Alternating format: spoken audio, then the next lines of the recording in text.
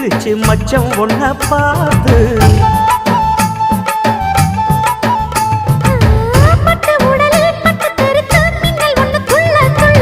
வெக்கம் துடிக்க விளக்கணைக்க ஜன்னல் கண்ணை மூடிக்கொள்ள 10 நாள் கழிச்சு தாண்டி கதவை திறக்கணும்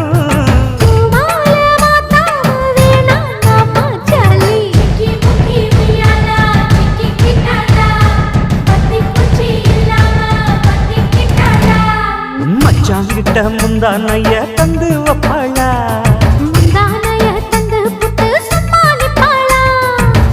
பல நாள் பசி இருக்கு விருந்து